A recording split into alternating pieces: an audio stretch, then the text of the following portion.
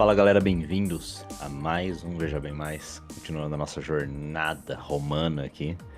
Já estamos na parte, não, 13, eu ia falar 12. 12 foi a passada que nós falamos sobre... Não, o foco principal foi os irmãos, não é Draco, Graco, né? Irmãos Graco, Uhum. exatamente. Esses dois aí foram o primeiro passo, digamos assim, né, César? O começo pro fim da nossa Roma. Uma boa analogia é pensar num efeito dominó. E o Tibério Graco é o primeiro dominó nessa fila de dominós aí. Isso aí.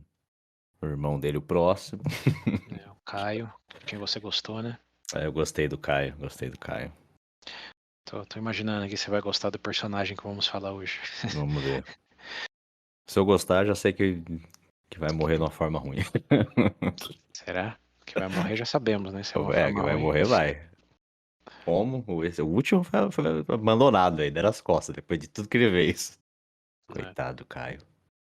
Bom, Bem, mas enfim, né? Como eu antes quero... de, antes de entrar aí na continuação, só um reconhecimento e um aviso para os ouvintes que estamos gravando no dia depois de Idos de Março, que é 15 de março, é a data que o Júlio César é assassinado. Meu Deus. É, e o legal de toda essa história aqui é que esse ano, obviamente, não deu para coincidir aí as coisas, mas esse primeiro dominó aí termina com o dominó do Júlio César morrendo. Então, é, É a para última quem. peça que cai. Na República, sim. Mas Ok. de certa maneira, é interessante pensar que, para quem ouviu aí que dia 15 de março foi Idos de Março e nunca entendeu bem o que é isso, no fim dessa terceira temporada aqui, vocês vão entender muito bem Muito o, bem o que que é. o porquê que ainda é reconhecido, entre aspas, aí celebrado, não celebrado, é mais lembrado, né? Foi lembrado até hoje. Tá, ok. Celebrado por alguns. Celebrado por alguns, é o que eu pensei também. Já saberemos quem em breve. Ai, ai. Ok. Bom, então quem que é a peça da vez desse episódio? Então, Quem que é o próximo? antes de entrar nessa pessoa, lembrete aí dos Gracos. Ah, É, Gracos. acabaram os períodos das guerras aí de Roma, né, com a Macedônia, com o legado de Alexandre o Grande, com o reino Seleucido, com Cartago, que já não existe mais no mapa. Sim. Conquistaram tudo que podiam. E aí os Gracos começaram a lidar com as consequências disso em termos de tinha muita terra para pouca gente e Hum, pouca gente para se alistar no exército e muita gente para protestar contra essas condições aí de mais ricos e mais pobres, cada vez mais pobres. sim. Então Tibério foi o primeiro na linha aí com a reforma agrária, com a frase ecoante dele até os dias de hoje de o que o povo quer, o povo tem. Pô, o cara, E, pô, tem. e a consequente morte dele por ter dito coisas nessas linhas. Ó, Depois coitado. o Little Brother dele seguiu nos passos, foi um pouco mais estratégico em implementar aquela questão de divide para conquistar, então foi agradando cada classe separadamente, lembrando, tinha os plebeus, tinha os militares, tinha os equestres, que seria equivalente à classe média, e colocaram todos eles contra o Senado, que É, estava levando uma surra até que hum, tiveram a ideia genial de ter um Caio Graco mais fajuto e que fosse alinhado com eles. sim. Isso é genuinamente uma das coisas assim mais inteligentes que eu escutei em toda essa jornada de Roma, tirando além das estratégias do Hannibal em certos momentos, isso de vamos derrotar o inimigo sendo mais do inimigo é É, realmente de bater é. palma. Uma versão ainda melhor dele. Melhor pro Exato. povo, no caso, né? Uhum. Realmente, às vezes o povo pergunta, mas para que serve falar de Roma, estudar tanto sobre Roma? Bom, com essas referências, Tá vendo aí? Porque politicamente. não, acho, não é só para entendimento, é também para, se num dia tiver numa situação parecida, onde, como diz aquela ditada, né, se não pode derrotá-los, Juntos a una-se a eles. eles, mas É. pode unir de maneira fajuta, como os senadores fizeram aí. Exatamente. o leque assim de estratégias que você absorve acompanhando a história romana é incrível. E esse episódio vai complementar um pouco aí nesse leque também. Tem coisas aqui que surpreendem. Na verdade, acho que a palavra surpreendentemente vai ser o advérbio que eu mais vou usar no episódio de hoje. Mas antes de chegar lá, só complementando aí a questão dos Gracos. Então, o Little Brother foi efetivo, porém até o ponto em que perdeu no xadrez 4D aí pro Senado. E quando o povo se deu conta de que eles foram enganados, teve a rebelião não, teve o decreto de emergência aí, no qual ele e os aliados foram decretados inimigo do povo. E aquela conclusão bem anticlimática de que todos abandonaram ele no monte. E ele teve que fugir sem ajuda nenhuma para ou se matar como escravo ou ser capturado e ter sua cabeça levada ao Senado cheio de cobre pro captor ganhar o peso em ouro. Cheio de cobre, isso foi esperto, hein? Outra coisa aí que numa dessas, ó, sabendo a história de Roma, você já pode implementar já. E bem, Encheu a cabeça de ouro de alguém? pô, situações cotidianas. É Quem isso nunca? aí. Só se algum dia tiver alguém pedir a cabeça de alguém, não se esqueça de enchê-la Hoje, de cobre.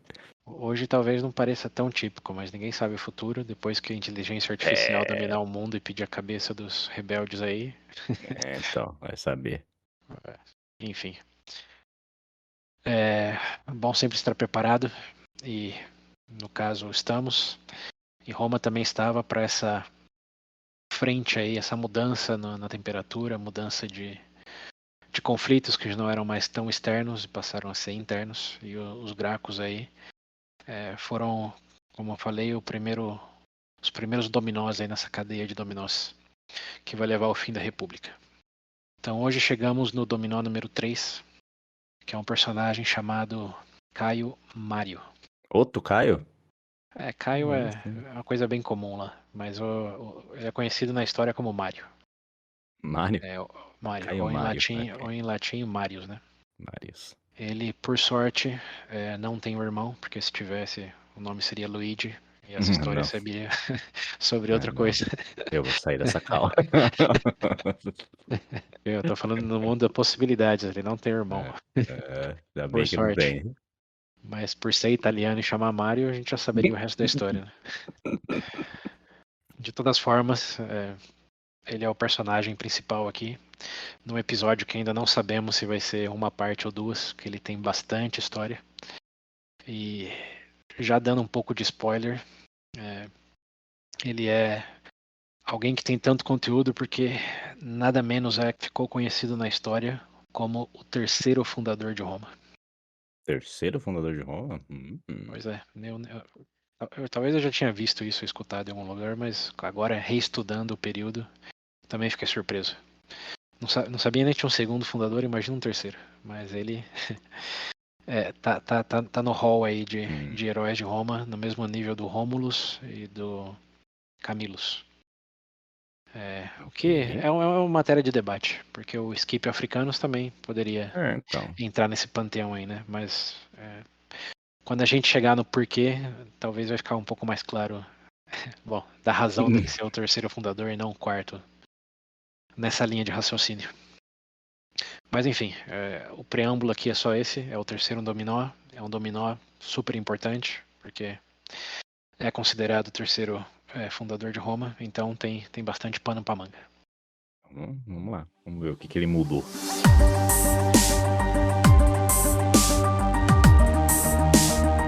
Então, continuando aí, linha do tempo, o Caio Graco morreu em 121 a.C. Rest in Então, peace. sim, lembrando aí só das guerras púnicas da terceira como um marco antes e depois foi em 146.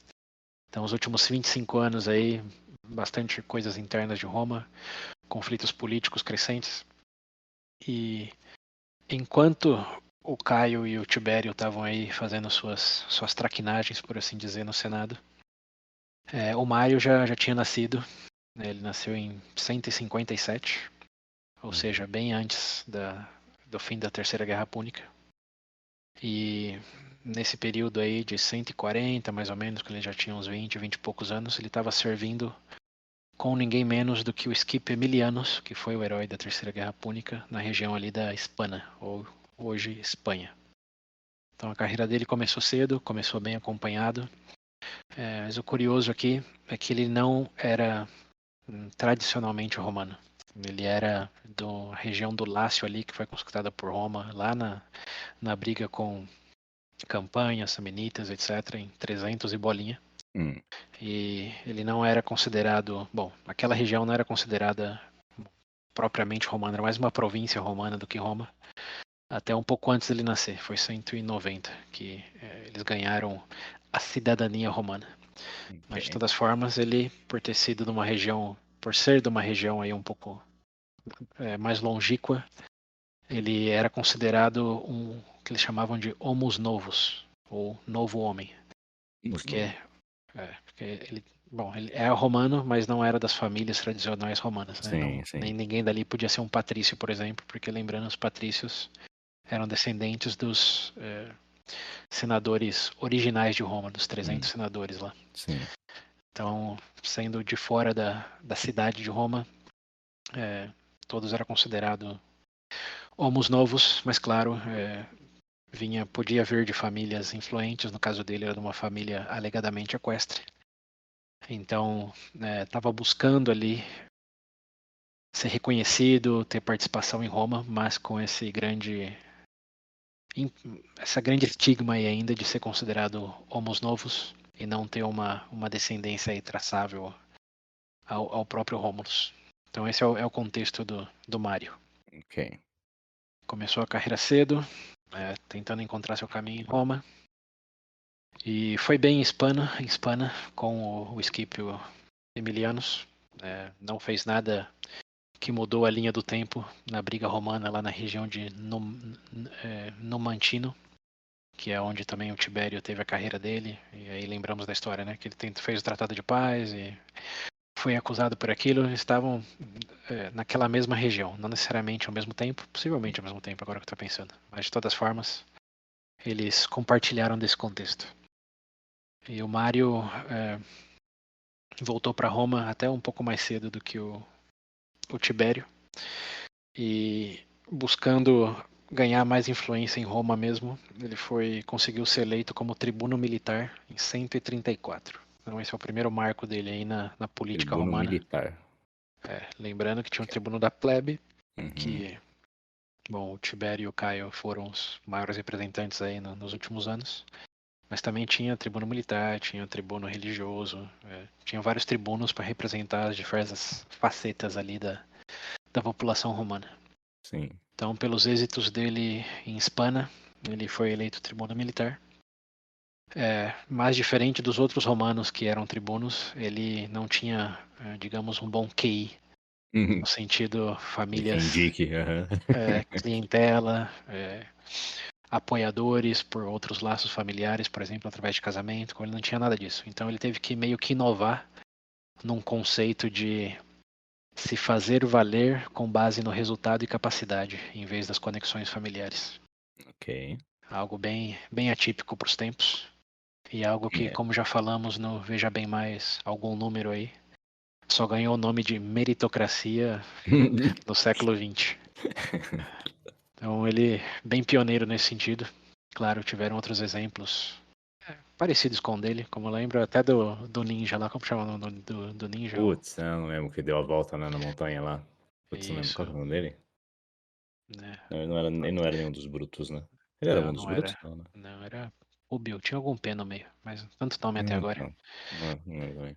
É, mas sim, tiveram alguns exemplos aí de pessoas que não eram da aristocracia necessariamente, que se destacaram em Roma, mas nenhum não romano até o momento. Como ele é um homus novus, tem que lembrar que Sim. na identificação dele, como a gente já falou em outros episódios também do identidade, a primeira item de identidade dele era homus novus, depois ele era o resto. Então ele se diferencia aí por esse elemento mais que qualquer outro. Bem, então 134, tribuno militar, mas obviamente ele é um tribuno e o militar também não é o posto mais cobiçado. Ele tentou, foi trabalhando ali através realmente de resultado para conseguir mais reconhecimento e uma ascensão ali na cadeia política romana. Para isso ele fez amizades com os patrícios e a maior amizade dele nesse momento era da família chamada Metelos. Ah, não. Então, Metelos, não, não seja mente suja, chamava, vamos pronunciar de maneira até mais latim, Metilius ou Metelius. Esse era o padrinho dele na época, que era de uma das famílias mais tradicionais romanas. Eles passaram a ter uma relação de clientela e com o apoio do Metelos e claramente da sua rede de influências, ele conseguiu no ano 120, ou seja, um ano depois que o Caio Graco morreu, ser eleito como tribuno da plebe. Hum, Então, ele herdou o manto aí direto do Caio Graco. ok. Não, aí você já pensa que provavelmente teve alguma coisa, porque ele já eram homos novos, está tentando ganhar ali, digamos, o pão romano mostrando o resultado e imediatamente tem que herdar aí é, o cargo que Hum, o maior tribuno da plebe, o mais reconhecido, teve até aquele momento, que foi o Caio Graco. Então, ele fez alguma coisa, você deve imaginar, né? Você hum, consegue chutar o quê? ah, hum, sei. Talvez seguir os passos do nosso Caio ali, um pouco. Mas, sei lá, como ele é de fora, eu não sei como que era a situação de quem era de fora com quem era romano mesmo ali. Se bem que ele tá no Não. militar, né? A parte militar Ele sempre já foi foi. militar, sim. É, Foi, sim. digamos, assimilado em Roma, mas não, Uhum, para propósitos políticos ainda era visto com desdenha. sim. Bom, sei É, lá. mas bom, Como a ele é de primeira. fora e ainda vem com desdenha, É, tentar conquistar o povo. Assim não, como. lembra que eu falei que o advérbio que eu mais ia usar era o surpreendentemente? É, Então, ok. surpreendentemente, ele não fez nada na linha dos Gracos. Ok. A primeira proposta dele foi não para continuar a reforma agrária, nem melhorar as condições no exército, senão que ele propôs melhorar as condições de votação. Ele Hum, propôs estreitar os corredores pelos quais o povo romano tinha que passar para acessar as urnas de votação deles lá. Que ele alegava que tinha muito fanfarrão nesses corredores, tentando subornar os votantes, digamos assim. sim. Uhum. Só boca de E urna, só. isso, exato. Ele falou, vamos botar umas paredes aí nos corredores, estreitar para eles não terem influência no caminho para a urna. E isso pegou muito mal com o padrinho dele, Metelos, que provavelmente metia alguns votos extras aí nos corredores, dado toda a corrupção da elite romana. Então ele imediatamente propôs algo bem diferente do que os Gracos estavam lutando para. E imediatamente ou paralelamente irritou muito o padrinho dele, que era a razão dele estar lá. Então a proposta dele não passou e quebrou o relacionamento dele com o Patrício que ele tinha como padrinho. Oh, meu Deus do céu. Então é um começo meio trágico. É, como é É, difícil a situação. né? E isso meio que estagnou a carreira dele nos próximos anos, porque ele já não tinha mais o apoio dos patrícios e nem o agrado dos senadores, dado que ele estava tentando controlar algo que eles gostavam de ter mais controle sobre, que é quem eles Uhum. podem subornar e de que jeito. E, bem, ele tentou fazer várias coisinhas ali e aqui, né, sem muito resultado, até que, bom, um dos cargos que ele foi obtendo depois de ser tribuno da plebe sem grandes feitos foi de administrador urbano, que vai saber o que fazia, sei lá, via se os esgostos estavam bem inspecionados de a cada Uhum. período de tempo. E por fim, bem realmente aos miúdos, conseguiu algo um pouco melhor, que era ser governador de uma província de Roma, na região de Hispana. Então lá ele voltou para a área militar, consagrando um pouco mais aí a experiência dele nesse sentido. Ok. E com pequenos êxitos, não grandes êxitos, ele voltou para Roma em 110, então já passou 10 anos já desde que ele virou tribuno da plebe. E aí ele fez talvez a melhor coisa que ele podia ter feito nessa situação. Hum. Ele se casou com uma patrícia. Oh. E aí obviamente ele absorveu o privilégio de, tá nas redes sociais, digamos aí, dos aristocratas, dos patrícios, senadores romanos.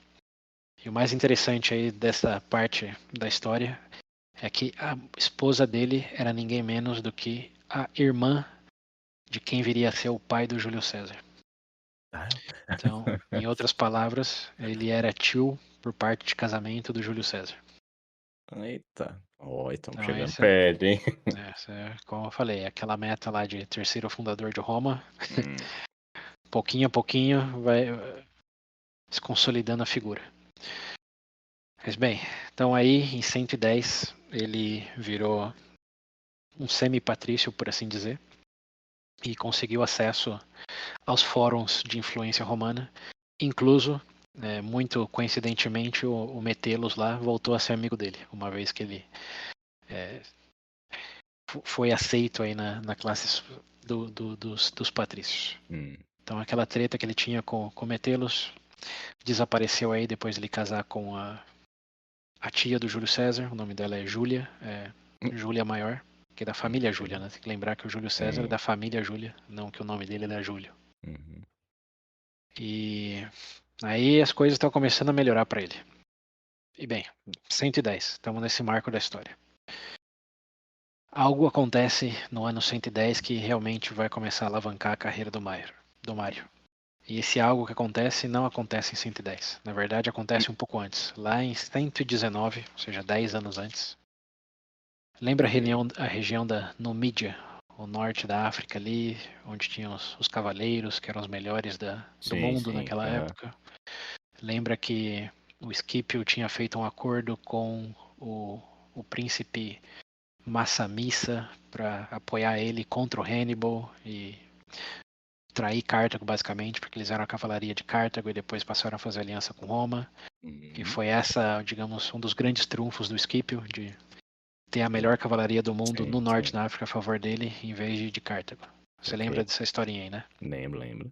Então isso foi pivotal para a vitória de Roma sobre Cartago. E o rei qual é o nome dele? Massinissa era um grande aliado de Roma e ganhou muito território por parte dos romanos depois da vitória com Cartago. Então aí já tinha passado basicamente uns 100 anos desde dessa vitória. E obviamente o príncipe tinha morrido, mas tinha deixado tudo para um único herdeiro, um filho dele, que manteve a aliança com Roma. Porém, em 120 e 119, o filho dele morreu. E ele tinha 3 filhos. Então, em vez de um herdeiro único, agora tinha 3 filhos, 2 dos quais eram biológicos e um era adotado. E esse filho dele não seguiu o exemplo do grande, sábio rei de Pérgamo. Lembra o rei de Pérgamo? O que deu as terras lá? Isso. O rei de Pérgamo deixou as terras para Roma, lembra do porquê? É que ele não tinha herdeiro, não tinha ninguém Não, pra ele tinha deixar. herdeiros, vários herdeiros. Vários herdeiros. Mas não eram filhos diretos, né? Era um negócio assim? Não, eram filhos diretos. Tá, então acho que eu tô confundindo com outra coisa. Não, é isso aí. Mas Ele eu tinha. lembro que tinha a promessa dele com Roma lá. Ele escreveu no atestado, no testamento dele, que ele queria evitar as guerras dinásticas entre os filhos Isso, pode e crer. a eventual Pode crer. invasão romana. Como essa foi a razão dele. Lembra? Foi ter uma discussão se ele foi. Qual que é a Herói ou palavra? egoísta, sim. Isso, ele foi empático ou se ele foi egoísta. No fim do dia ele foi muito sábio, porque realmente não teve nenhum derramamento de sangue lá na região de Pérgamo. Ok. E eu só digo que ele foi um excelente e sábio exemplo porque chuta o que aconteceu nesse caso aí da Numídia, no qual o filho do Massimina lá não deixou todo o reinado para Roma, e sim para os 3 filhos. Lá vai as dinastias, então. Exato. Os 3 filhos entram em guerra pra ver quem manda. A partir do momento que ele morre, um dos filhos, o adotado, coincidentemente ou não, nada contra pessoas adotadas, mas nesse caso, o filho adotado chamado Jugurta, repete comigo, Jugurta. Jugurta. Olha o nome Jugurta. desgraçado. Ok. Ele decide imediatamente assassinar o irmão. Puta Na que verdade, os 2 irmãos. Porém, ele só tem êxito com um, o outro consegue fugir para Roma. E esse que foge para Roma, obviamente, leva as notícias de que é usurpado o poder, Sim, vai gerar guerra civil, Roma me ajuda. ok. E bem, Help me. Roma, obviamente, está com o pé atrás, né? Os Númidas são a melhor cavalaria do mundo, uma região de muita riqueza e também por onde passa todo o comércio mediterrâneo, que é a ponta da África ali no norte, né? Sim. Então, os romanos não dormem no ponto, como já fizeram outras vezes, e imediatamente mandam emissários lá para Numídia, para investigar o que está acontecendo e discutir com esse Jugurta aí qual que é a ideia dele. E bem, uma vez lá no norte da África, os emissários são recebidos com muitas moedas e presentes. E aí vem o advérbio de novo. Surpreendentemente, voltam para Roma dizendo que não tem nada de errado lá não e Ah, Jugurta é um herdeiro legítimo. ok, tá bom. Então, Ok. não sei o que pode ter acontecido aí entre essa ida e volta com riquezas, mas a conclusão deles foi que esse irmão que tinha fugido aí estava sendo dramático, que estava tudo em ordem lá, não tinha razão para Roma se preocupar. Ok. Uhum. Então, claro, Jugurta, muito contente com isso, decide que o que já é dele pode ser um pouco maior, o reinado. Então, ele vai atrás dos reinos ali adjacentes dele, comandados por outros irmãos adotivos e um primo dele, e começa uma guerra civil com eles. Então, Uhum. isso é o que ele faz imediatamente depois do Romano sair, ele começa uma guerra além dos territórios que já eram ali digamos, mais da família dele mesmo, que é expandir o Sim. território. Bom, isso gera bastante incômodo por parte nos romanos, porque, de novo, aquela é uma região essencial para o comércio, e o alvoroço dele está causando uma disrupção ali que não está sendo boa para Roma. E quando os Uhum. romanos começam a falar um pouco disso de maneira mais aberta, o Jugurta escuta e numa apreensão que ele faz de alguns aliados, dos inimigos dele, alguns aliados de Roma, ele decide executar os romanos que estão lá com os inimigos dele.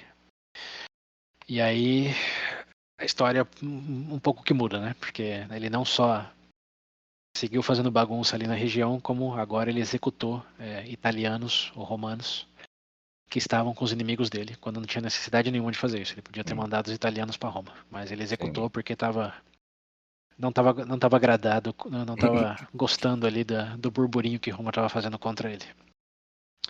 Então, nesse momento, Roma decide que vai mandar um pequeno exército lá para conversar de forma um pouco mais séria com ele. Uhum. E quando esse exército chega, surpreendentemente, é a terceira vez o advérbio já, eles não fazem nada.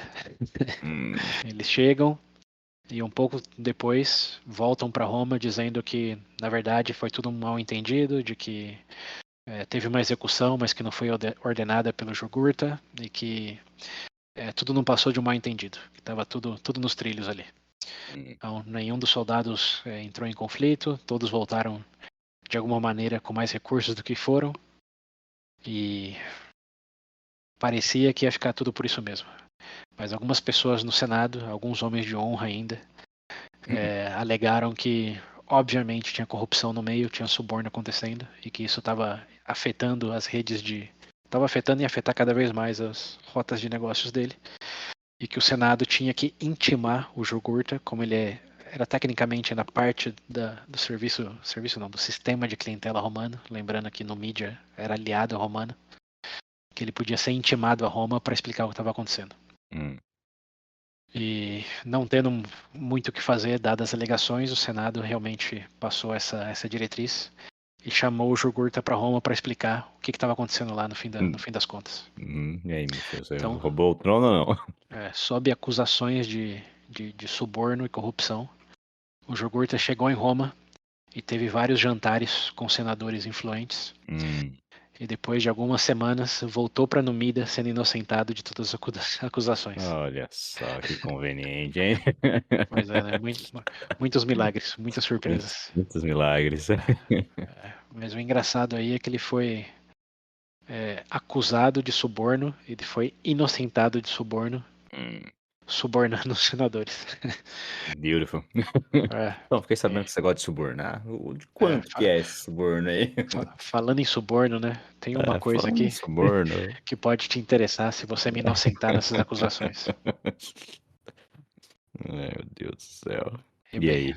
então, aí estamos já no ano de que eu tinha falado. Bom, 119 foi quando o Jugurta apareceu no mapa. Ok. Essa acusação dele de suborno e ida para Roma foi mais ou menos em 111 e 110. Então foram Ok. mais ou menos 9 anos aí de burburinho mais do que realmente São confronto. 9 anos de Mas enrolação. em 110, depois que ele voltou de ter sido inocentado em Roma, chuta o que ele fez. Continuou as Não expansões sei, dele como se nada tivesse acontecido. tá, eu já tava esperando surpreendentemente alguma coisa. Não, aí acho que não tem nada surpreendente, não. Ok, ok. Se livrou da ameaça e continuou fazendo o que ele já estava O fazendo. que já tava fazendo. Porém, em 110, ele meio que forçou a barra e um grupo de militantes dele atacou de surpresa um forte que tinha um general romano. E esse general Hum, romano acabou morrendo. ok. Então aí o cenário mudou, porque não só ele tinha, bom, continuado com as firulas dele, mas agora Uhum. um Matou um exército general ainda. diretamente ligado a ele matou um general romano. Sim.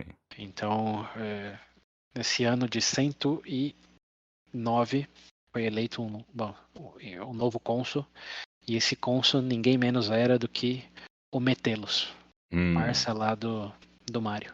sim. Então, o Metelos, sendo um patrício, conseguiu virar cônsul. Bom, já estava ali, né, fazendo os jogos Uhum. políticos dele. E em 109 foi eleito cônsul e foi mandado para Numida para acabar com essa ameaça aí do Jugurta, que agora, o que eles iam falar pro povo romano depois de um general morto e É, toda essa situação um pouco explicável aí de ele sempre ser inocentado quando ia um exército ou quando era uhum. intimidado. Aí ia ter que subornar uma Roma inteira. Então, e o Metelos era conhecido e de fato se foi eleito como cônsul numa plataforma de honestidade e integridade. Como ele era de uma família patrícia já bem consolidada, não dava para Hum, subornar ele. aham. Então, esse foi o argumento, ele ganhou e foi para lá para de uma vez por todas acabar com essa inconveniência aí do Jugurta na Numídia. E, bem, com essa missão, ele levou agora o amigo, inimigo e amigo outra vez dele, Mário, Sim. como o comandante do exército dele. Lembrando, ele era o general, né, o supercomandante como cônsul, mas o Uhum. braço direito dele aí era o Mário, que tinha uma vasta experiência militar depois de todo o tempo dele lá na região de Hispana. E é bom dizer que o Mário não só tinha tido essa experiência, mas ele tinha tido essa experiência de maneira muito parecida ao Hannibal com o pai dele, também na Espanha, Hum, enquanto ele estava crescendo. Ele não era, por ser homos novos, ele não tinha a condecoração digamos, normais dos tenentes e generais romanos. Ele tinha que ganhar isso com esforço, quando está falando lá da meritocracia, usando um hum, termo anacrônico. aham. Então ele sempre estava com os soldados em termos de na frente ali, na linha de frente, lutando com eles, montando acampamento, conversando com eles. Ele era Hum, conhecido como um homem do povo, principalmente dos soldados, porque ele tinha que ser. Como ele não podia cair, bom, ele não tinha caído de paraquedas ali no cargo de sim. liderança, né? Eu tinha que aprender as coisas assim. E tinha que ter o apoio das pessoas que ele tinha que liderar, não só a obediência deles, digamos assim. Hum, Então o Mário era muito querido pelo povo e era visto como um soldado, não somente um general. Então ele leva o Mário justamente por saber disso, que ele ia precisar de uma força boa e que os Númidas, bom, são os Númidas, né? Então agora que o conflito era explícito, que Roma declarou guerra a eles, a batalha não ia ser fácil, principalmente dado que ia ser no terreno deles. hum, Então em 109 o Metelos vai para lá com o Mário. Eles descobrem quase que imediatamente que a guerra não vai ser um embate daqueles grandiosos de um exército de 60 mil versus o outro de 50 mil, 80 mil, para dizer hum, alguma coisa. hum. O que o Jugurta faz, percebendo que agora já não tinha mais como subornar, é se esconder nas montanhas e iniciar uma guerra de guerrilha. Ele é inspirado, digamos assim, pelas táticas do Fabius Maximus, naquela questão de atrito, como estamos nos olhando, mas não estamos entrando em confronto direto e nada que possa acabar com o meu exército. E vamos mantendo esse jogo aí até alguém se cansar e conseguir alianças para vencer o outro lado. Ok. E o Metellus era bem conservador também no, digamos, approach dele da batalha, como ele sabia que tinha que ter uma vitória decisiva, então ele não queria Não ver queria na arriscar nada. estratégia do Jurgurta em fazer guerra de guerrilha, ele não queria soldados dele em células, digamos, Hum, para ir perdendo pouco a pouco. Então sim. ele conteve o exército dele para um momento que fosse o ótimo. Mas claro, isso resultou em muito tempo passando sem nenhuma vitória sendo reportada para Roma. E como o próprio Fábio Acho Máximo tá aqui sabe de disso, boa.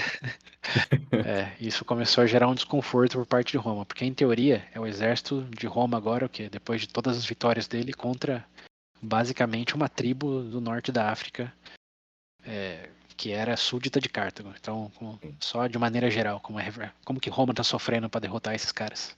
Agora com guerra declarada e todo o seu poderio investido nisso. Então, isso começou a gerar um desconforto. Os romanos começaram a suspeitar de que tinha suborno sim, senão por que tá demorando tanto? Porque tava ganhando para não atacar, era uma especulação. Sim. E por outra parte, os soldados estavam no acampamento ali com muitos nadas para fazer e só conspirando da estratégia usada pelo Metellus ali, de que é muito conservador, devia ir fazer armadilha com eles, devia ir... Bom, muitas especulações do que eles deveriam fazer. Sim. E a pessoa quem mais estava fazendo isso era o Mário. O Uhum. Mário, como Ele general, que tava atiçando o povo. estava lá com o povo, assim, lá na conversa, na pinga depois da janta. Tava falando, ó, se eu fosse o comandante desse exército, essa guerra Ih. acabaria em uma semana.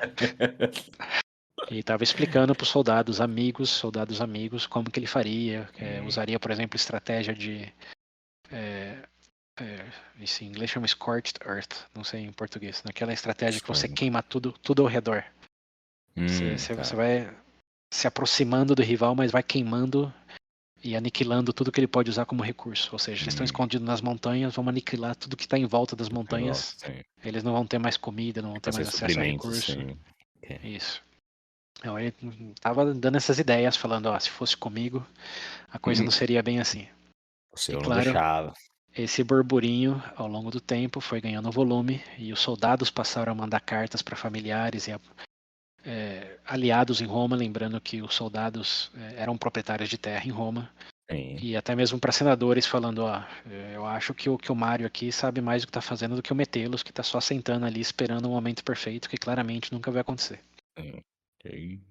E, bom, passado alguns meses, esse burburinho virou quase um grito em Roma de que algo precisava ser feito para mudar a situação ali, porque já tinha passado quase um ano e o Metellus não tinha entrado em nenhum conflito com qualquer história para contar Um do ano resultado sentado. com o Jugurta lá.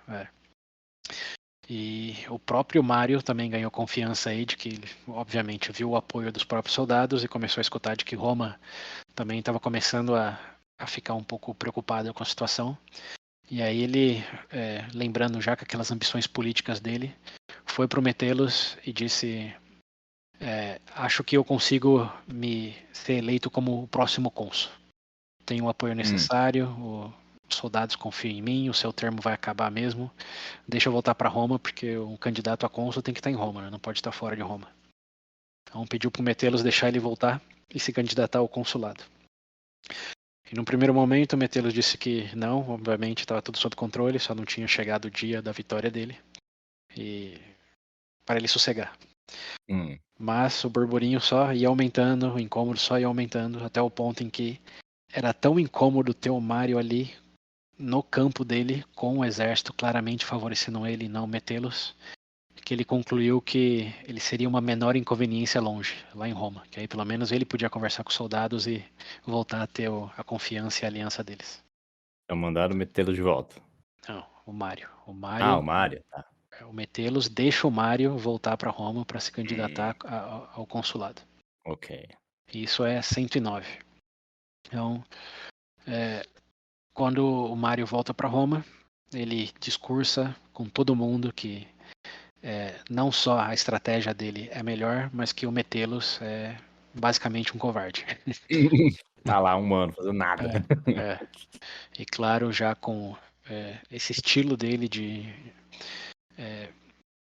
bom, ter a simpatia do povo e ter o conhecimento militar para realmente explicar em detalhes como que ele faria o que ele está falando que ele faria, ele ganha a confiança de todos e é surpreendentemente eleito cônsul. Hum, Então é um cônsul que é um homus novus. o Isso, primeiro? Primeiro de sua espécie?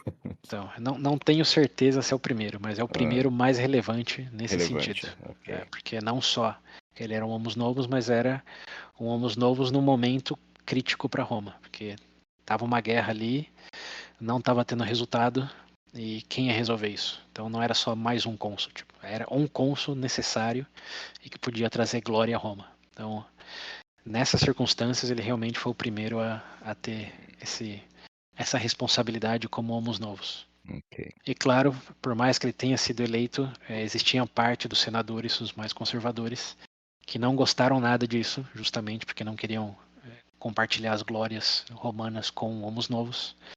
E através de ferramentas políticas conseguiram passar uma diretriz que lembra que tinha dois cônsules, né? De Uhum. que nessa nova eleição que bom, ia ser um cônsul, mas ele não ia ser o cônsul que ia para Numídia, que ele ia fazer outra coisa. E Uhum. aí o povo ficou indignado, porque eles elegeram ele para isso. Então como assim ele não vai para Numídia? Sim. Então essa foi toda a plataforma dele, está falando que agora não vai para lá, por medo que ele vai roubar a glória dos aristocratas romanos. Uhum. Então a Assembleia da Plebe se reuniu espontaneamente na frente do Senado Eita. e votou para que ele fosse o comandante na Numida. Então, de uma Cara, maneira estilo Tibério Graco lá, e sim. na verdade mais como o Caio, o irmão dele, que É, que ele não quis se espontaneamente foi reeleger. eleito, Sim. ele espontaneamente foi mandado pela Assembleia da Plebe para a posição de comandante lá em Numídia. Uhum. Então aí você já vê que ele vem ganhando um momento É. quase sem precedentes em Roma. Homos novos no consulado e Uhum. um cônsul que é mandado pela Assembleia da Plebe para uma posição estratégica militar romana, não pelo Senado diretamente. Sim. E bem, muito contente com esse resultado, o Marius não perde tempo e a primeira coisa que ele faz é aumentar o exército dele, o exército que ele vai levar para Numídia. E aí ele se depara com um problema, que é aquele lá do Tibério e do Caio, de que tem mais pessoas sem terra do que com terra em Roma e só é eleito, Hum. só é candidato ao exército quem tem terra. Sim. Então, de forma geral, né, só tem duas maneiras de se resolver esse problema. A Hum. primeira é como o Tibério e o Caio tentaram, que é reforma agrária, dar mais terra. Uhum. E a segunda, qual que é? Mais território. Hã? Mais Não, não. território. Não, não. Vamos pegar a equação. Ó. Ah, Só pode ser soldado do exército romano quem tem terra. ok, Tem sim. poucas pessoas que têm terra agora. Então uma solução é dar mais Ah, terras para mais pessoas. Qual que é a hum. outra? Mais soldados. Não, você precisa de mais soldados, mas o Então. critério é que eles precisam ter terras. Ah, eu Tem. achava, não era, eu achava que era tipo, se você era soldado, você tinha uma terra. E não se Não, você tinha uma terra. Ah, não, é verdade. Se você tem terra, você é um soldado. toda a premissa era você não era pago por Roma para ser Sim, sim, você defendia a sua terra. Lembra? Tinha toda aquela sim. questão, você está lutando para defender a sua terra. Não é uma É. entidade política nacional como temos hoje Tá e você faltando serve. dono de terra, então, é isso. Isso. E esse era totalmente, justamente o que estava lá tentando o Tibério e o Caio. Que, bom, uma das coisas, né? Eles fizeram várias frentes, mas uma das coisas que era um genuíno problema era esse, de que tem poucos soldados e muita terra, e o critério Uhum. do exército é para ser soldado tem que ter Tem que terra. ter terra. Então vamos fazer uma reforma agrária, já que tem terra sobrando, dada a expansão de Isso Roma. foi o que os Draco, os irmãos Draco Isso, fizeram, os certo? Gracos, isso, não os Isso. Malfoys, Gracos. É, exato. Foi o que eles fizeram. Essa era uma possibilidade de resolver o problema, né, dado esse critério. Mas tem Uhum. outra possibilidade. Qual? Talvez para mim pareça óbvio porque eu já estudei É, isso, mas sim. só repetindo a equação. O Ah, critério é, você precisa de terra para poder servir no exército romano. ok. Então uma solução é tem muita gente, você tem terra. Então dá terra para eles, imediatamente você vai ter mais soldados. Sim. A outra solução, consegue especular qual seria? Não. Não? A Bom, falta de terra não é o problema. O problema é que tem terra demais. O que não tem é dono, certo? exato. Tem Então, muita sei lá, gente. conquista Bom, o conquistar o outro povo lá e dar bom. terra pra eles? Não sei, Não, fala aí. sim, é que você está indo por linhas intuitivas, mas Hã. está desconsiderando o processo político que envolve em dar as terras. Tipo, eu sou um general, eu preciso dos soldados agora, e para ter esses Hum, soldados eles precisam ser donos de terra. hum. Então Fala logo. começou a reforma agrária, deram as terras, Tô mais mas confuso do que no começo da pergunta. tá bom, simplificando. Ou você dá mais terra para mais pessoas, ou coelho da cartola, você elimina o critério que eles precisam ter terra. Simplesmente qualquer um Ah, pode se pô, juntar ao ok. exército. Ah, achei que você tá tentando buscar alguma solução. Não, Ah, por isso que ok. talvez a Eu solução seja mudei. tão simples que pareça Sim, meio. foi Como é? mudar a política da coisa. Se o problema é que precisa ter terra, Então então agora não se precisa livra do mais. critério. É isso, Ah, pronto. E aí você ok. tem milhares e milhares Nunca de que eu ia lembrar disso. cidadãos. É, mas é algo bem antes e depois, porque Uhum, a questão de ter terra não é somente é, um critério arbitrário, como você tem que ter terra porque a gente gosta disso, como não é simplesmente assim. pra dar um motivo pra ele ter o que E- defender, né. Exato. Então, ao tirar esse elemento aí, o que você tem são os pobres dos pobres, são os romanos sem terras, Uhum, que precisam de um incentivo para arriscar a própria vida para o exército. Em vez de já ter o incentivo, que é proteger o que tem, você sim, precisa dar um incentivo para eles. E o ok. incentivo bom, vou te dar um salário em primeiro lugar, né? Porque não pode Uhum, ficar sem isso. E o segundo e mais importante incentivo se Roma for vitoriosa, as terras que Roma conquistar vão ser compartilhadas com vocês. hum, Então não vai ser parte de um processo político de reforma agrária onde você pode ou hum, não ser um sorteado. Se você for um soldado e o exército ganhou, você vai ter direito a você essas ganha. terras, Ok. ou parcela dessas terras. Uhum, Então isso foi o que o Mário fez. A primeira coisa que ele fez como cônsul aí, e talvez tenha sido o maior legado dele depois de uma reforma estrutural no exército que a gente não vai falar ainda. Mas hum, isso é um antes e um depois, porque, de novo, antes a plebe serviu o exército sim, mas era a plebe rica, por assim dizer, eles tinham terras. sim. Agora tá falando da plebe pobre, era chamado até, você vai se surpreender com essa palavra, Hum. proletariados, era como eles eram chamados, os pobres dos Ah. pobres, a ralé de Roma, Ralé de Roma, a ok. ralé de Roma. Então, a ralé de Roma, Proletariado. é, agora estava livre para se juntar ao exército. E, bom, tem um parênteses aqui, isso não é a primeira vez que acontece. Lá na Segunda Guerra Púnica, depois da vitória lá de Hannibal na Batalha de Canas, Roma também teve que apelar para vai criança, idoso, quem tem Não teve terra, um quem não negócio com os tem. escravos lá, lembra Isso, do então, todo mundo foi. justamente. Em situações de emergência existia isso, mas essa não era uma situação de emergência. Uhum. Era uma tribo no norte da África causando inconveniência. Não era ameaça nível Hannibal. Então, por mais que ele pudesse justificar isso como temos que acabar com essa batalha de vez, não era uma emergência, uma urgência. Sim. De todas formas, ele implementou essa política aí de que temporariamente, forte aspas aí nesse temporariamente, os soldados não precisam ser donos de terra. Então, aí sim, aumentou muito o exército e mudou o incentivo de quem estava no exército. De novo, não era defender as terras, era lutar bem para ganhar as terras. Mas aí também muda um outro incentivo, que é se você depende de ganhar a batalha e quem ganha a batalha em linhas gerais é o general, porque ele Hum. quem dita a estratégia, quem escolhe o campo de batalha, etc. A aliança desses novos soldados não estava muito bem ao Estado romano, senão que ao general. É o Quanto general. melhor fosse o general, maior a chance de eles Deles ganharem as ganharem, terras sim. prometidas. Aí. Então aí você tem, que eu falei, você tem um antes e um depois muito forte de que até esse momento na história romana os soldados lutavam pelo Estado romano, a República Romana, para Hum. defender o que já tinha. Agora eles lutam para algo que podem ganhar, e quem mais pode garantir que eles vão ganhar isso é o general, não são os senadores. Então as alianças começam a pender para um lado aí mais individual, digamos assim. Sim. Então aí eu te dou a sementinha número 1. Planta essa sementinha aí, cultiva ela, rega bem, Eita, porque porra. aí começa, bom, mais um dominó importante aí na queda da República. Lá vem Coelho.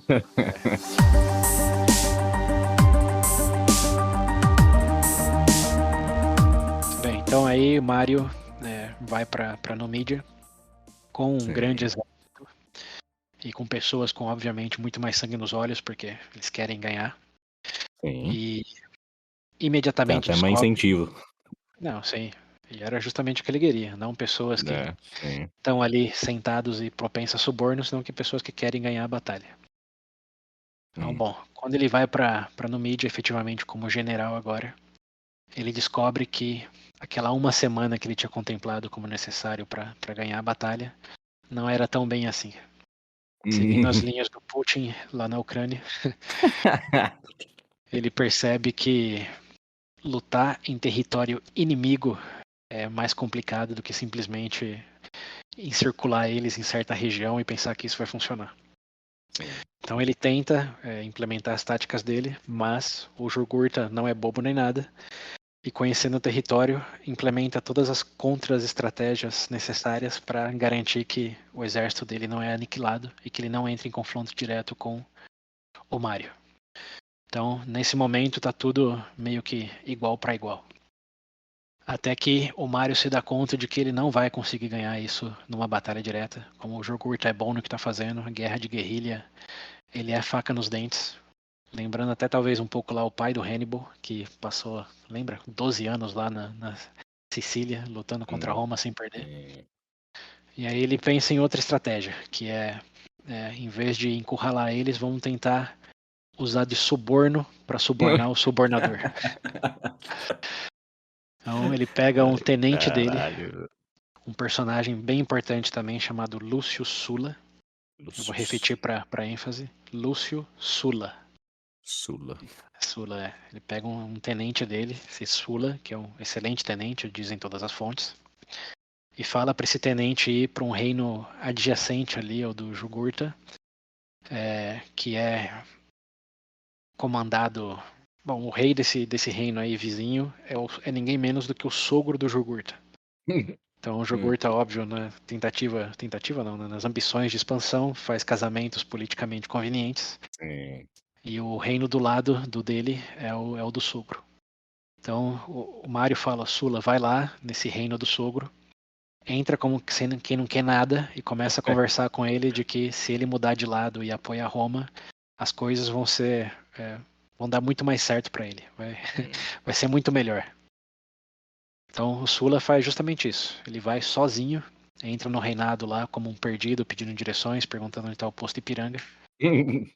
E Subornar o rei. surpreendentemente, ó, a quarta vez a palavra, Hum.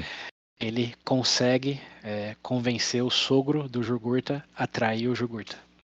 Isso aí não é surpreendente, não, pô. O sogro sempre vai querer. Talvez essa parte não, mas que um tenente tenha conseguido fazer isso É, sozinho sim. é surpreendente. Ele não foi na intimidação, ele foi na persuasão. Uhum. E pelo que eu li aqui, Tá na sozinho. lábia. Não foi uma comitiva, não foi nada. Foi só ele lá, na Só cara e na ele. coragem. Estilo Aí sim. Scavola. Lembra Scavola, Mão do Fogo? Sim. Então, eu não sei se ele também botou a mão no fogo, mas foi nessa vibe aí, Ai, ai. nessa diretriz.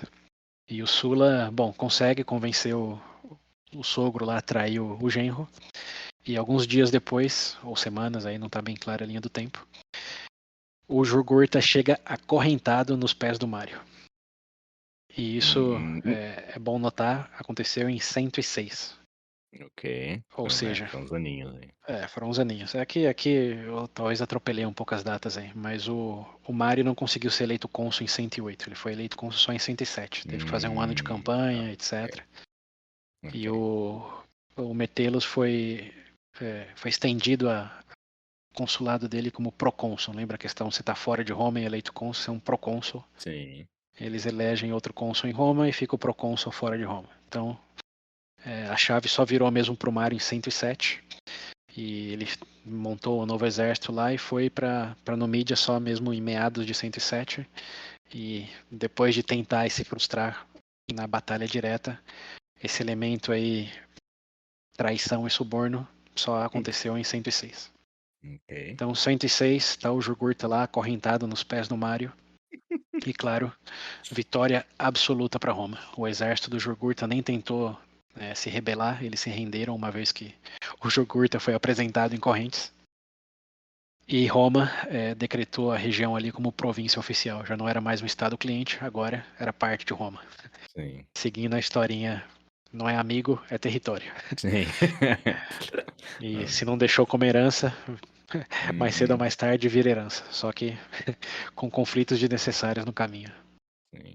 E Caraca. bem, o importante aí é que Mário agora sim, um Homos Novos, ganhou um conflito que estava acontecendo ali entre vai e vens desde 119, ou seja, mais de 15 anos de conflito. O cara chegou e resolveu, né? Chegou, resolveu e resolveu sem perder nenhum soldado romano. É, Simplesmente exato. usou da artimanha aí usar o suborno Sim. contra o subornador e com, obviamente, a ajuda aí do tenente Sula, Uhum. conseguiu isso. E aí, eu tô mencionando bastante o nome do Sula porque quando o Mário voltou para Roma e foi louvado com triunfo, Hum. ele não reconheceu o Sula. Disse que foi Ah. tudo ideia dele e foi conquista dele. E bom, isso é coisa de debate, né? Obviamente Sim. a ideia alegadamente foi É, dele, ele então, era o é isso que eu tô general falando. lá, ele que Ele escolheu o Sula, mas quem foi lá e fez o trabalho fez. mesmo Sim. foi o Sula, né? E o Sula não foi nem reconhecido, como ele foi simplesmente minha vitória, meu êxito, meu triunfo. Sim. Nem mencionou. É. E o Sula criou um certo amargor aí. Então Hum. é um primeiro pontinho do Sula. Imagino. Vamos escutar do Sula ainda. É importante lembrar desse momento na história aí. O Mário, com toda a sua glória, esquece que o Sula também queria um pouco desse reconhecimento. Sim. Mas bem, então aí termina o que eu quero chamar de uma primeira parte aí da história do Mário. Foi de basicamente um desconhecido lá para uma região perto de Roma, para o cônsul romano que ganhou de uma possível grande ameaça aí do norte da África, depois de vários outros cônsules romanos, realmente romanos, né, genuinamente romanos, Sim. falharem. Aí Então aí sim. volta para Roma, tem um triunfo, é basicamente um herói romano agora. Parabéns. Muito bem, né? De um agregado ali Uhum. a um E herói agora, romano. e agora você entendeu por que que ele é o terceiro fundador de Roma? As coisas vão mudar aqui. Não, com essa parte aí já tá meio claro para você o porquê que ele foi reconhecido desse jeito? Porque pela conquista dele, Não. foi tão Ah, rápida, tão. é, Você fala pelo fato dele não ser um não, é romano? uma, é uma pergunta pegadinha. Ah, tá. Como, como que só Ok, isso que eu contei não é suficiente para então, falei, ué. justificar, né? Falei, até Não. aí temos vários heróis por aí. Exato. Ele fez coisas grandiosas, mas não sem precedente, digamos assim, né? Tirando o Uhum. asterisco aí de ser um homos novos. Sim, exato. Mas bem, não, ele não foi reconhecido nesse momento como terceiro fundador de Roma, porque esse é só o começo da história dele. Meu Deus. E aqui eu vou começar a segunda Começou parte, bem. mas não vou terminar, dada uma questão de tempo aí, ouvintes. Então Uhum. eu vou começar o que seria uma segunda parte aqui da história do Mário. Lembra que eu falei que são dois cônsules? Sim, Então, são aí sempre tinha dois. sempre dois. E eu só falei que o Metelos foi mandado lá para Numídia em 109, né? Uhum. Cadê o outro? Verdade. Você nem falou do outro, né? Exato, e foi de propósito. Uma, uma artimanha narrativa que eu tô usando aqui. Cadê o outro cônsul? Cadê o outro corpo? Numa guerra alegadamente tão importante para Roma, por que só mandaram um? Hum. Bom, o outro cônsul, em 109, estava lá nos Alpes italianos, bem pro norte, lutando contra um povo que tinha, de repente, aquela ponto de exclamação do Metal Gear, de repente aparecido ali na fronteira de Roma. Sim. Esse povo era realmente um novo povo, não era uma tribo gaulesa, não era um povo céltico que tinha chegado ali, não eram os macedônicos, Não era nada eram, que, não era nada que já era deles. não era nada que eles já tivessem visto antes, era realmente Sim, um povo novo. novo. E era um Aham. povo que tinha uma altura impressionante, segundo os relatos, Hum, cabelos bem loiros e olhos claros. ih, Consegue chegou os, imaginar quem pode chegou ser os esse povo? alemão. É, muito bem. Quem aparece aí nas fronteiras, nas portas de Roma, um German. pouco antes, em 113, eu estou falando de 109, mas eles apareceram pela primeira vez em 113, Hum, são os povos germânicos. uhum, E os povos germânicos é uma coisa bem interessante. Primeiro pelo fato de que realmente os romanos desconheciam deles, que é sim. algo muito difícil de se imaginar hoje, né? Como que vai Não, aparecer um povo que você desconhece? Hoje em dia é meio É, difícil. e não era simplesmente só um povo, como tem meia dúzia de pessoas aí. A Hum, história desse povo germânico é que, na verdade, o povo germânico já é uma simplificação forte, porque se tratavam naquele momento de tribos, né, que se localizavam no que hoje chamamos de Alemanha, o norte da Alemanha. sim. Mas em termos mais estritos aí, com o tempo, eram tribos. Uma delas era da região que hoje chamamos de Dinamarca, bem no norte ali do continente europeu. Uhum. E a outra tribo chamava Teutões. Como Quer é dizer, eu que nem é? falei o nome da primeira tribo, né? Uma tribo chamava Não. Cimbros, a tribo dos Cimbros, Cimbros, que é a ok. da região ali da Dinamarca. E a outra tribo são os Teutões. Teutões, meu Deus. Teutões, que Uhum. eles, sim, é do que seria do norte da Alemanha ali. Ok.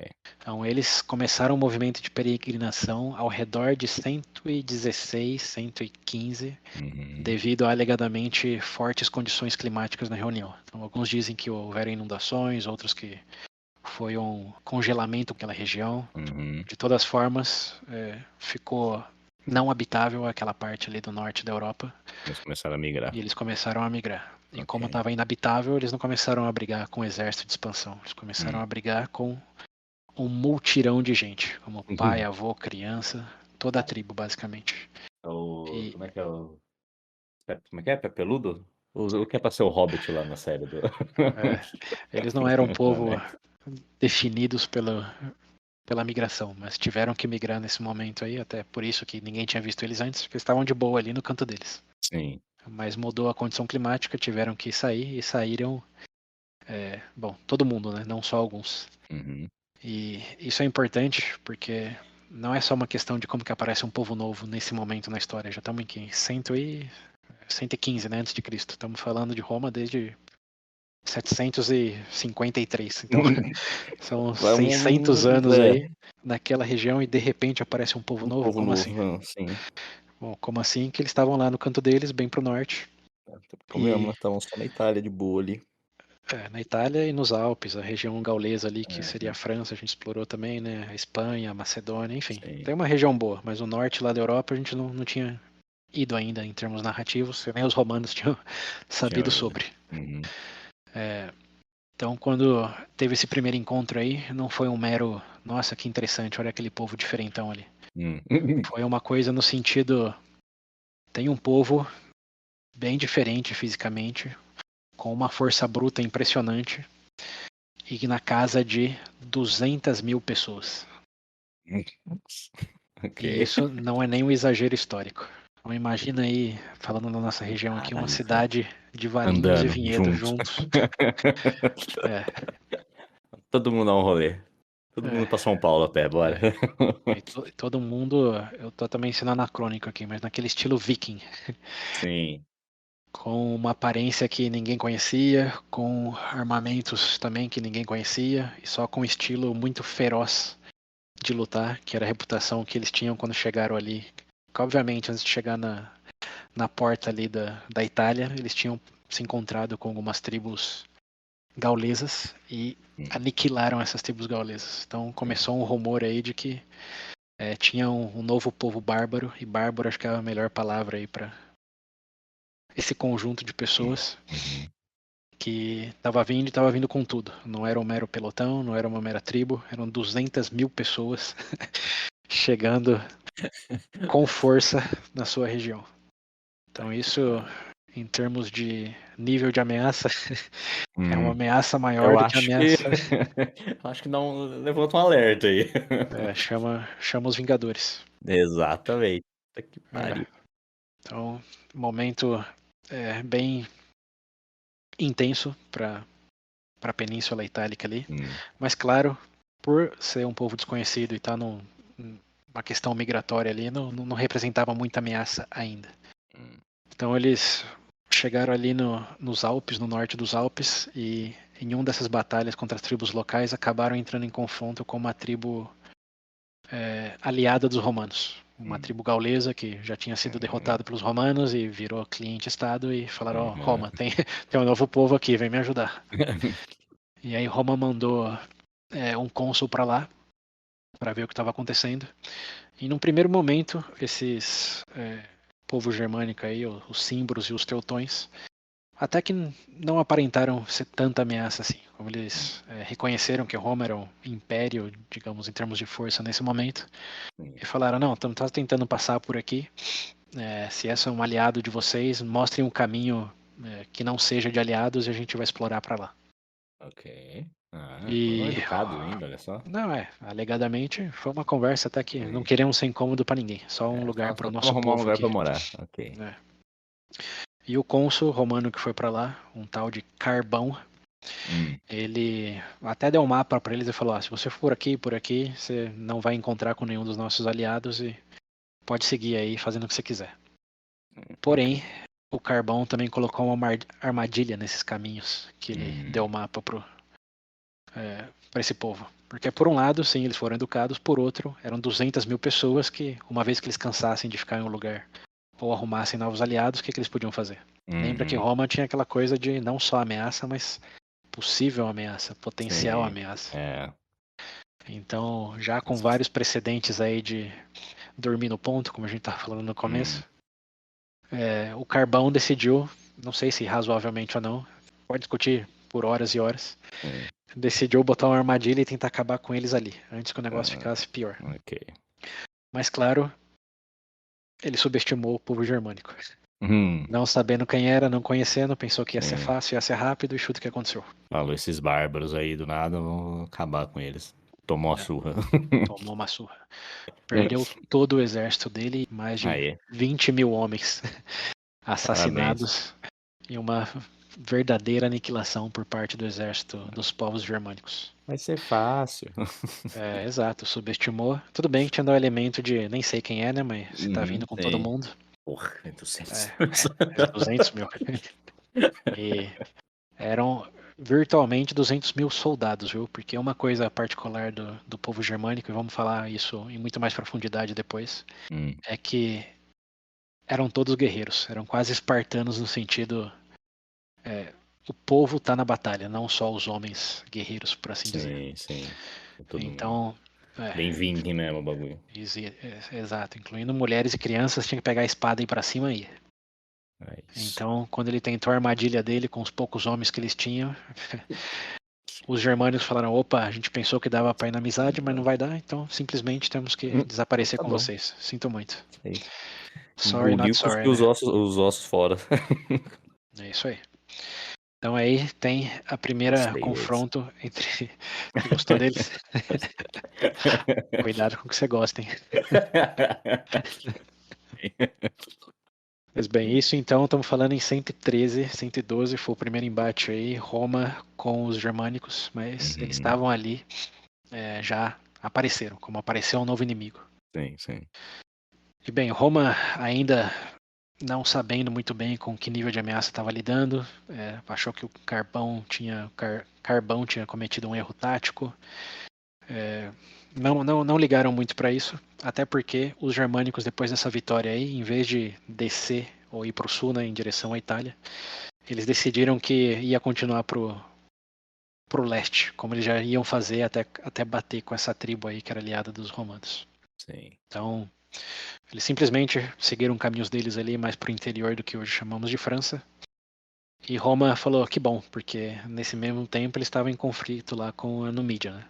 Hum. Então, um problema a menos para Roma, aparentemente. Hum. E passou algum tempo até os germânicos aparecerem de novo.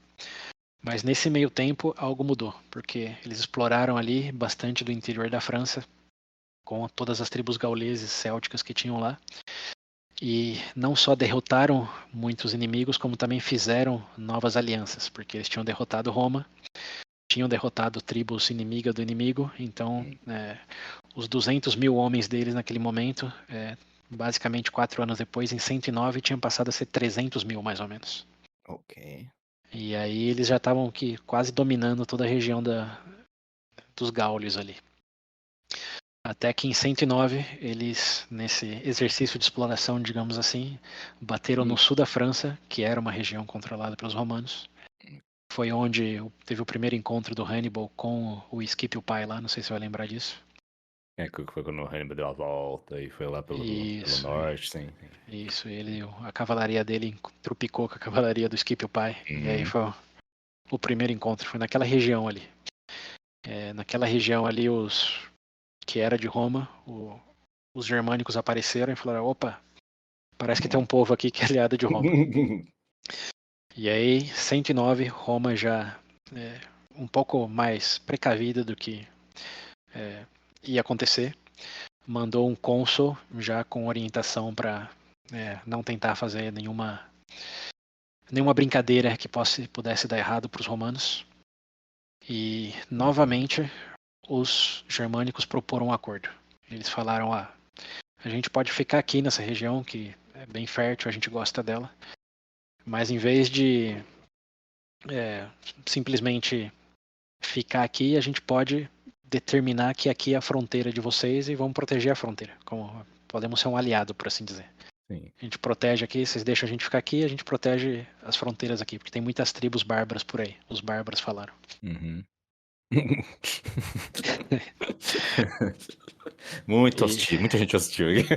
exato. Deixa a gente ficar aqui que a gente protege, beleza? E bem, o cônsul romano, e aí que tá outro cônsul romano. Nós chegamos no ano que eu tava falando. 109 foi o ano que o Metelos foi mandado lá para Numídia. E o outro cônsul estava lá falando com os germânicos no sul da França. Então aí tá a resposta para aquela minha pergunta. E o que ele fez em relação a essa proposta foi dizer não. Em vez de falar sim e depois te colocamos uma armadilha, ele já falou não de cara, não queremos nada com vocês, vai embora ou enfrente nossa fúria. E bom, os germânicos falaram ok, se você quer negociar por esse lado, vamos para a batalha. E chuta o que aconteceu. Perderam. Quer dizer, os germânicos ganharam, né? Sim, Roma perdeu. Sim. Roma foi aniquilada novamente. Again. Again. Tá ficando feio o negócio. Porque eles, bom, não sei se não sabiam, né? A gente sabe que está falando disso retroativamente, mas eles talvez não sabiam que o poderio deles tinha aumentado, que de 200 tinha 300. Então foram pensando, tava falando com aquele povo lá de fazia 4 anos, chegaram lá, tava todo mundo melhor conhecedor do território, 4 anos já entrando em batalhas diversas. Roma não teve chance.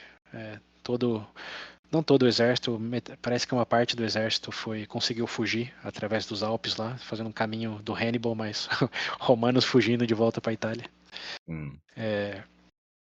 E esse exército que depois teve que reentrar ali na Itália, teve que até passar por baixo fazer aquela coisa que os samnitas fizeram eles fazer, de passar debaixo da mesa lá. Então, Ficou humilhado. grande parte morreu e a que sobreviveu foi humilhado. Humilhado, E teve que maravilha. voltar fugindo para casa. A receita. Então Receita aí boa. você tá mantendo aí, né? Germânicos 2, Roma 0. E bem, novamente, e num outro golpe de sorte, os germânicos decidiram não penetrar ali a Península Itálica, eles simplesmente ficaram lá, eles falaram que ia ficar. E estavam, entre aspas, de boas. Até que em 107, aí lembrando, isso tinha sido 109, 108, então 107 os romanos já, depois de ter sofrido essa humilhação e ter percebido que não dava para brincar em jogo, Hum.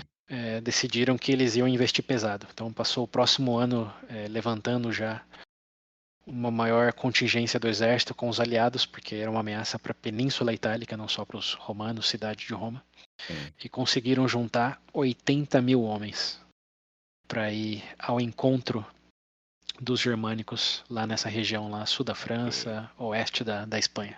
Uhum. Então em 107 chega lá nessa região chega um exército romano de 80 mil homens, liderados por um cônsul chamado Malio e um procônsul que tinha sido eleito o ano anterior, mas estava fora de Roma, então tinha sido estendido o consulado dele, mas como procônsul, chamado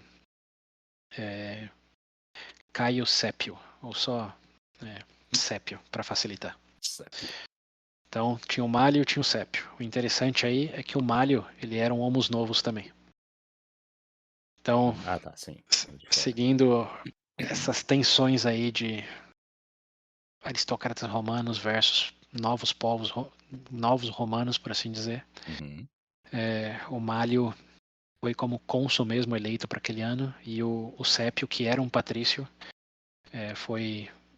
passou a ser procônsul, junto com esse exército aí de 80 homens, 80 mil homens do Malio. Sim. E aí o importante, e a razão que eu estou dizendo que tinha essa diferença aí de homos novos, é que o Sépio, como patrício, não queria se submeter ao comando do Malio, que era de fato o cônsul daquele ano. Ok. Então aí já começou a gerar uma certa tensão já de que como que um homos novos vai trabalhar com ou até comandar um patrício. Absurdo Sim. isso. Hum. Não sei se você consegue tragar essa, mas é difícil de engolir, né? Um patrício, pô. Sim, o cara, o Patrício vai ser comandado por um cara que Não, nem é romano mesmo. exato. O que aconteceu com os valores de Roma? Onde já se viu tal coisa acontecer? Absurdo é esse, não segue as É, tradições. exato. E aí o Sépio começou a alavancar o orgulho dele e a primeira coisa que ele fez foi dividir o exército. Falou: tá bom, você tá aqui, mas como procônsul eu quero metade do exército para mim e você fica com a outra metade. Assim como seria normalmente se tivesse dois cônsules. Mas lembrando, o outro cônsul agora sim era o Mário. E o Mário estava lá na Numídia nesse ano, 107. 107, 106, né? E, bem, eles chegam nessa região e com o exército dividido, eles tentam fazer uma primeira abordagem com os germânicos aí, de forma que o Malio atravessa um rio, que é um rio que até já foi comentado em outros episódios, e tenta ele, com o pelotão dele de 40 mil homens, conversar com o povo lá dos germânicos. Então, eu falar, antes de entrar em batalha, vamos conversar aqui, vamos ver se dá pra fazer algum acordo. Acho que toda batalha começa assim, né? Ninguém vai pro pau diretamente. E aí o Sépio já começa a manifestar um certo egoísmo e não permite que o exército dele atravesse o rio. Então, metade do exército atravessa e outra metade não. Ok. E aí o Malio fica meio puto e fala: como que a gente vai ganhar se eles decidirem atacar quando só tem meio exército aqui? Sim. E ele força o Senado a mandar uma carta pro Sépio falando que ele tinha que sim atravessar o rio. Então, forçado na cartada, o Sépio cruza o rio, mas faz um acampamento diferente do Malio, ali nas proximidades dos germânicos. Então você tem a sua Ok. figura mental aí. Aham. Tem um rio atrás dos dois, tem um exército do Malio no acampamento e tem um exército do Sépio em outro No outro acampamento. acampamento. Os dois do outro lado do rio, certo? Exército. Ok. Sim, do outro lado do rio. Então, os germânicos olhando isso e certamente levantando a sobrancelha esquerda, Ué. pensam, tem algo certo não está errado aqui, né? E eles decidem que vão falar com o Mário, porque ele foi o primeiro a atravessar o rio. Uhum. E nesse período aí de negociação, o Sépio percebe que se eles estão negociando com o Malio, eles estão com as defesas baixas. E como o acampamento dele é separado, ele pode dar um bote surpresa e ficar com toda a glória de derrotar os povos germânicos ali. Enquanto o Malio estava tentando negociar, ele foi para a batalha e garantiu a vitória, glória romana. Sim. Esse foi o Ok. pensamento dele. Hum. Com esse pensamento, ele mandou o exército atacar o acampamento dos germânicos. Oh, meu Deus, lá vem a terceira surra. Chuta o que aconteceu.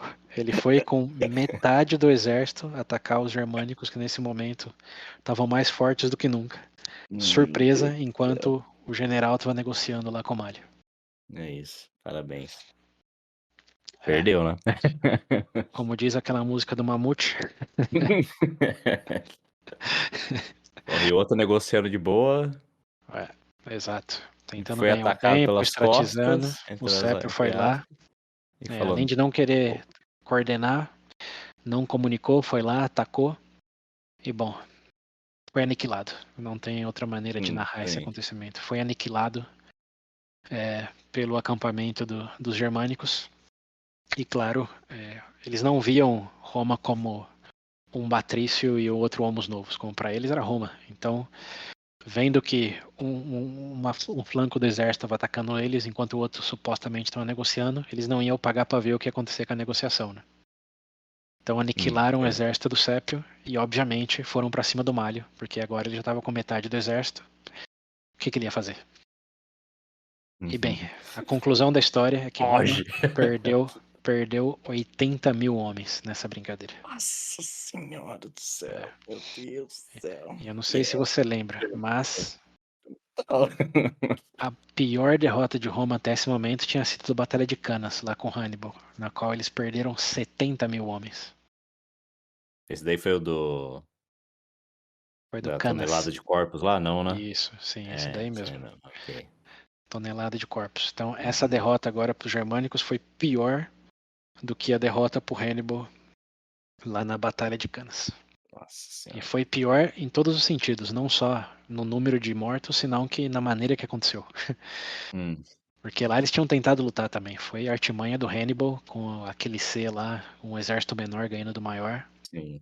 É, realmente foi uma vitória do Hannibal, enquanto essa talvez tenha sido uma derrota de Roma, mais do que uma vitória dos germânicos, embora eles também não, como eu disse, não pagaram para ver o que ia acontecer. Depois de aniquilar o exército do Sépio, aniquilaram o exército do Malho. E a mensagem que deixaram ali é: bom, vocês querem continuar com esses jogos? Podem vir, mas seus homens serão totalmente aniquilados todas as vezes. Então, fazendo as contas aí, ó, os germânicos 3-0 nesse momento, Sim. mais de 110 mil romanos ou italianos totalmente aniquilados. Em pouco mais de 7, 8 anos depois da primeira aparição deles. Nossa senhora. Então a coisa ficou feia. É, ficou feia. E claro, quanto mais eles ganhavam de Roma, como aconteceu lá com Hannibal, todas as tribos gaulesas que nunca foram fãs de Roma, Reuniam, né? acendia uma luzinha para eles, Falou, né? Tipo, fazia tempo aqui, que alguém não aparecia e fazia isso. finalmente um cavalo que dá para apostar. É, E esse não é um general com 30 mil soldados que atravessou o Alpes. São hum, 300 mil pessoas com uma brutalidade incomparável e métodos desconhecidos pelos romanos. Que não sim. é só que eles não sabiam que língua eles falavam, quais eram as tradições, que eles não sabiam como eles nem lutavam. Como esses foram os Uhum. primeiros embates. E o que eles levaram de volta para casa, basicamente, foi a memória dos soldados. Porque não sobrava nada de Roma depois desses embates. Até uma das minhas fontes falam que o termo correto é eles foram esmagados, tipo esmagados pelos germânicos. Não tem outra palavra que descreva isso melhor. É isso. Sabe o Smash Burger? É. Smash Romans é basicamente o resumo Ai, ai. desses embates aí. É E bem, isso. aí estamos no ano 106, essa tremenda derrota para Roma. Obviamente, Roma agora está com todos os alertas ligados. Terceira vitória, terceira derrota, pior derrota desde lá do Hannibal. E um exército cada vez mais forte dos germânicos. O que vão fazer? Hum. Por sorte, e a palavra é sorte aqui mesmo, mas muita sorte, duas coisas aconteceram. A primeira, e talvez a mais importante, é que os germânicos, de novo, decidiram não invadir a Itália. Eles estavam contentes com o que eles estavam fazendo ali, Parece que foram era muito de mais. boa. Então, é que a minha especulação, e obviamente eu não me citem nisso porque eu não sou historiador, mas é que eles estavam. Eles não tinham nada contra Roma diretamente, não era como Hannibal Nem que tinha. conheciam, né, então. Eles não tinham jurado vingança no sangue com Hannibal. Eles simplesmente estavam conquistando terras. e garantindo a sobrevivência. E claro que o sul da França, o oeste da Espanha ali tem muitas terras férteis, florestas, etc. Eles não precisavam ir para Roma. Para que ir para Roma? Como Roma até esse momento era uma inconveniência que eles tinham enfrentado de um povo que de repente chegava, tentava negociar e... Literalmente apareceu no caminho. tipo, é um incômodo. Roma é um incômodo mais do que um grande inimigo a ser derrotado. Então, mesmo depois dessa absoluta vitória aí, eles decidiram continuar a exploração ali na região e deixaram a Itália tranquila.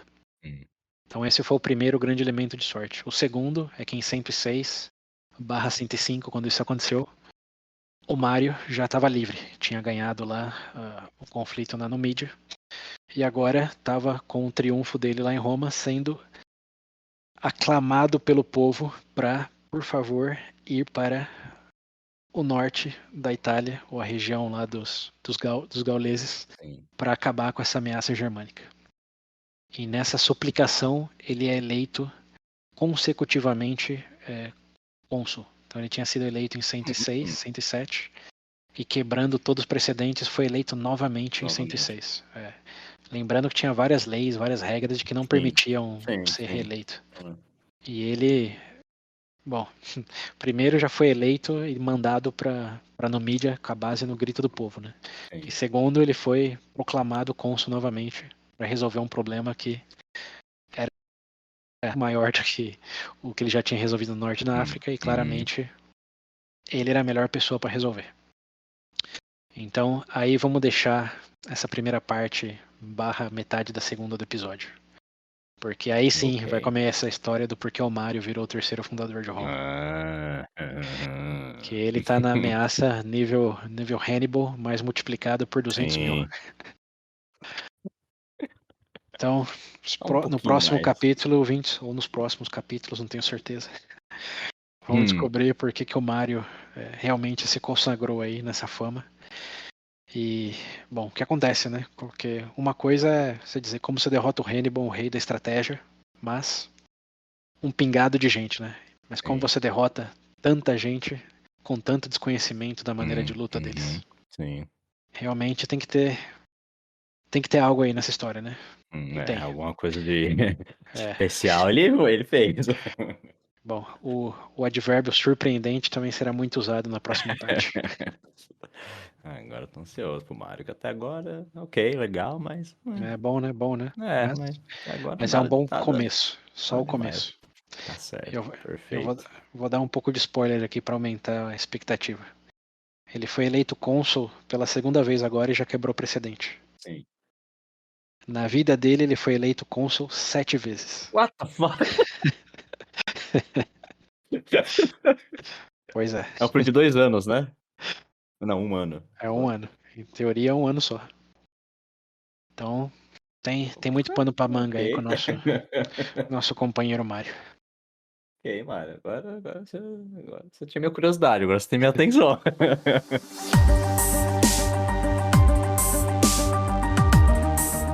Bem, ouvintes, como sempre, compartilhem, continuem escutando. Qualquer coisa, sabem como se comunicar. Sim, isso para essas batalhas aí lá no norte da África e para as reformas que o Mário fez em termos de exército, tem alguns vídeos interessantes, referências nos links, quer dizer, links nas referências como sempre. Sempre ajuda a visualizar melhor o que eu tô dizendo. Ok. Então é isso. Até eu verei. É isso aí, mas cuidado com spoiler, viu? Porque... verdade. Não vou ver nada, não. Então, um asterisco. Vocês podem ver, mas se vocês não tiverem tanta pressa assim, eu recomendo esperar a segunda parte, porque esses vídeos falam da carreira dele como um todo, né? Não tão segmentada assim. Okay. E a segunda parte é onde de verdade o pau quebra. Então, aguardem. Mas façam o que quiser também, porque quem sou eu pra controlar vocês? Né? Tô dando a dica só. É isso aí. É isso aí, galera. Bom, até a próxima, então. Valeu a atenção e até breve.